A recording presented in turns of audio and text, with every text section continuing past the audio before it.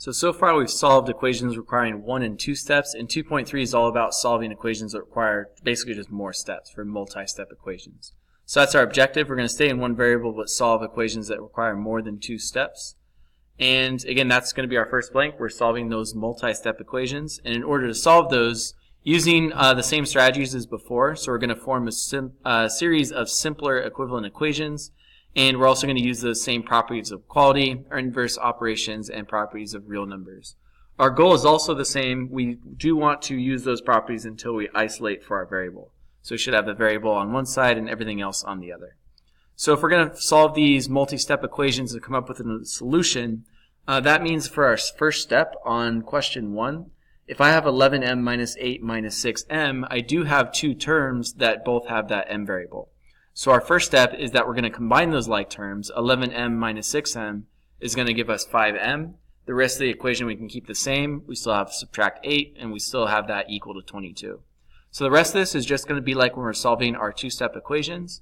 To get rid of subtraction, that inverse operation is going to be to add 8 to both sides.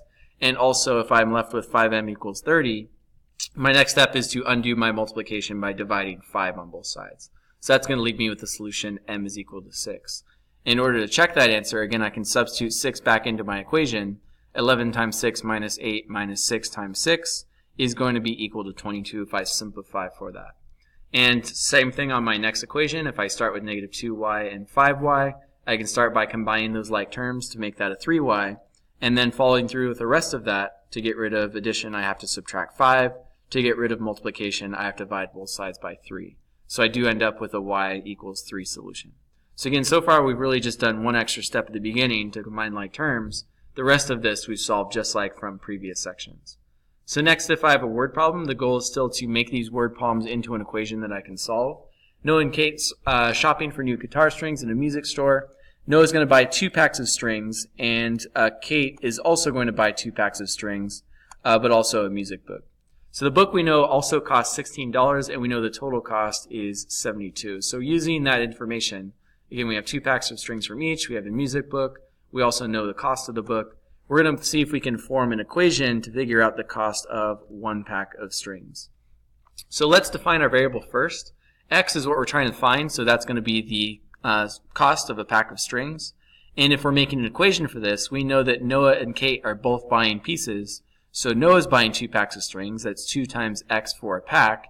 And then Kate is also buying 2 packs of strings, so another 2X. But also a music book. And we could use a variable for music book, but since we know that the book is $16, we can just say that on top of that 2 packs of strings, she's also spending $16.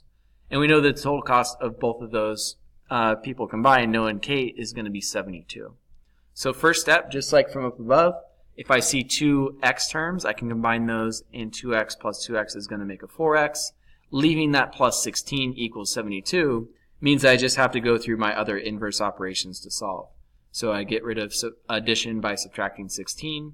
And to get rid of that 4x, if I want to isolate my x term, I can divide by 4 on both sides, and I'm left with 14.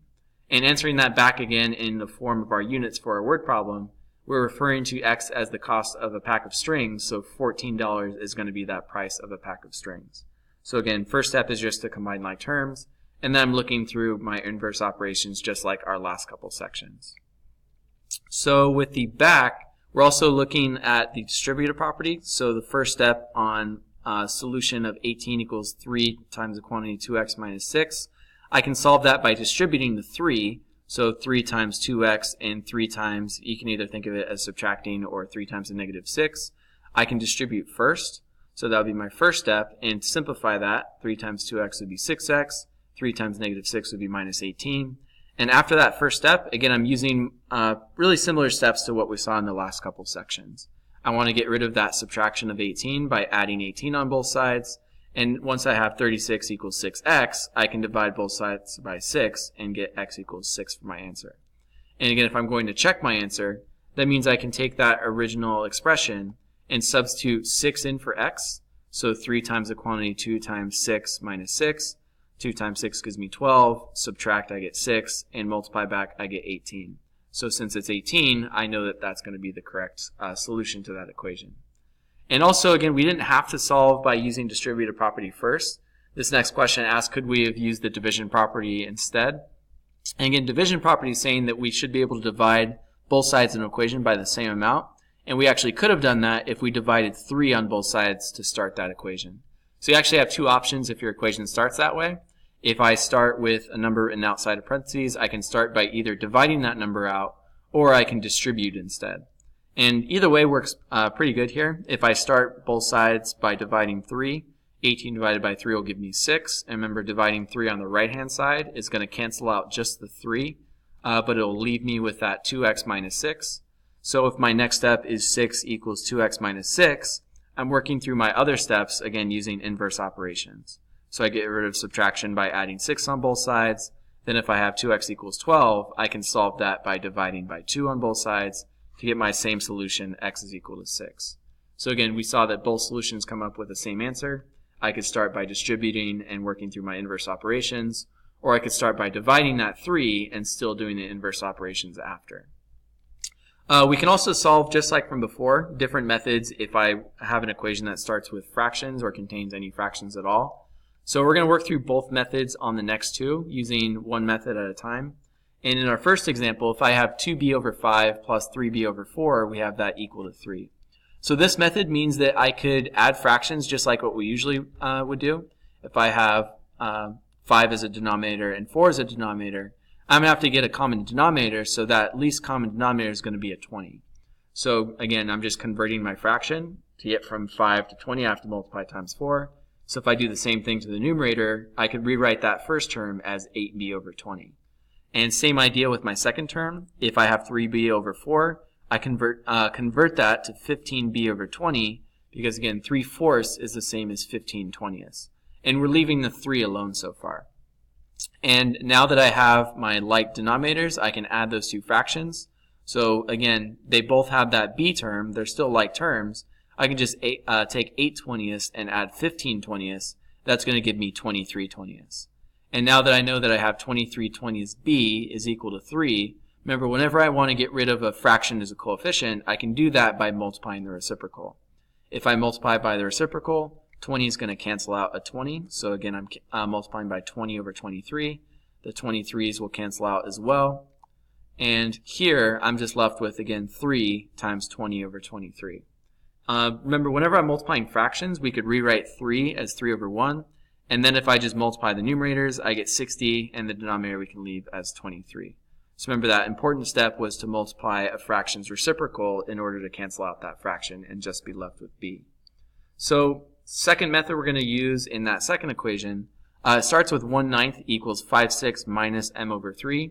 And in this method, we can actually get rid of all fractions at once by multiplying by a common denominator for every fraction we see in the question.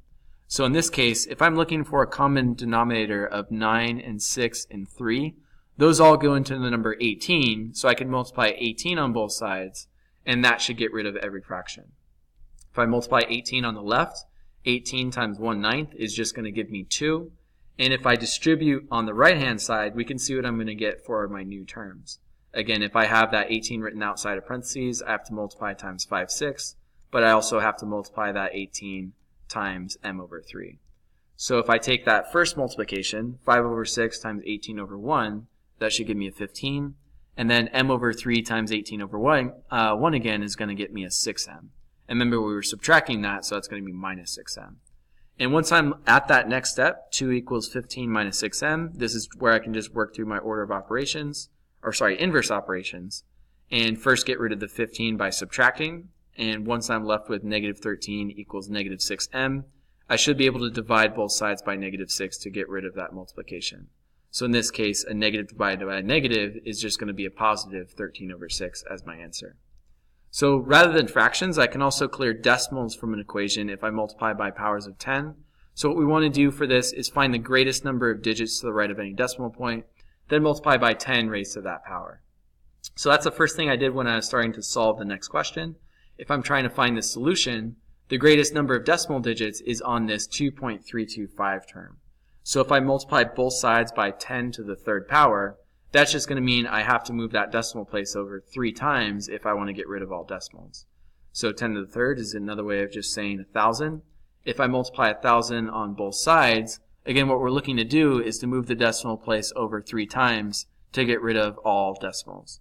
And in some cases, like this 0.5x, again, if I multiply that times 1,000, moving the decimal place once will get rid of my decimal, but I have to add in 2 more placeholder zeros if I'm using 3 decimal places.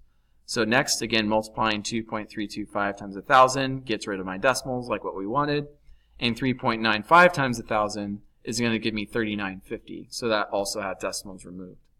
Next couple steps is just like what we've done before. I can cancel out subtraction by adding 2325 to both sides, and then take both sides, divide by 500. That's going to clear that multiplication.